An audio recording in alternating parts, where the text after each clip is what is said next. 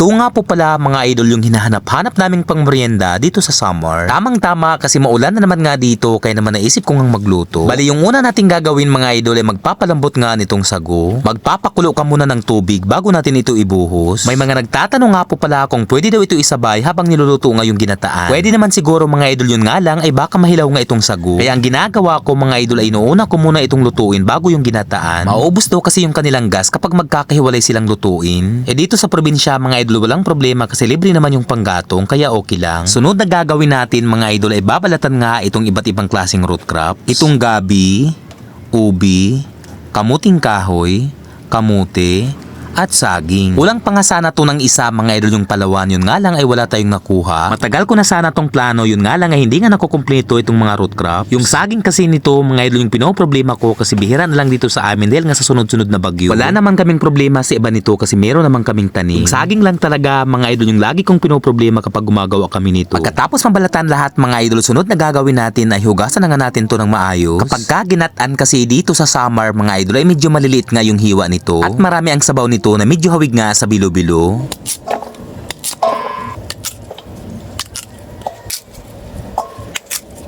Hugasan pa nga natin to ulit ng maayos mga idol bago natin ilagay sa kaldero. Bali isang perasong nyug lang naman mga idol yung gagamitin natin para mabalatan nga, kaya naman gagamit nga tayo nitong paplawan kung tawagin dito sa summer. Hindi ko nga lang alam kung anong tawag nito sa ibang probinsya. Bali nakadalawang piga nga po pala tayo mga idol. Yung pangalawang gata ay ang magpapalambot nga sa ginataan. At yung kakang gata yung gagamitin natin kapag malapit na itong maluto. Ito nga muna mga idol yung ilalagay natin sa kawali kasi yung saging nga po pala na saba ay mas malambot kumpara dito. Pangit naman kasi mga idol kapag pinagsabay nga yung saging na saba kasi madudurog na ito. Umabot lang naman mga idol ng 5 minuto bago nga ito tuluyang kumulo. Dito ko na inilagay itong vanilla na magpapabango nga sa ginataan. At pagkatapos ay minikos-mikos ko lang naman ito ng saglitan bago nga natin ilagay itong asukal.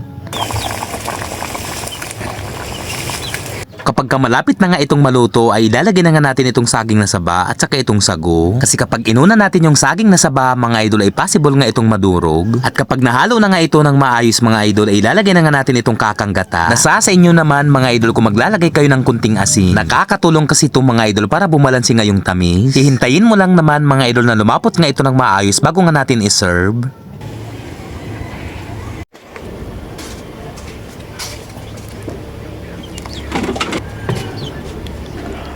O diba mga idol, napakasimple ng mga sangkap at napakadali lang naman gawin. Magkakaroon na tayo ng masarap na pangmerienda lalong lalo na kapag tag-ulan. Hanggang dito na lamang po mga idol ang video natin. Marami pong salamat sa panonood. Sa mga kababayan kong waray, dako nga salamat mga idol sa inyong suporta. Sa mga followers natin sa iba't ibang dako ng Pilipinas maging sa ibang bansa, maraming salamat po sa inyong mga idol. At kung inyo pong naibigan ang ating content, paki-like and share na lamang po. Marami pong salamat.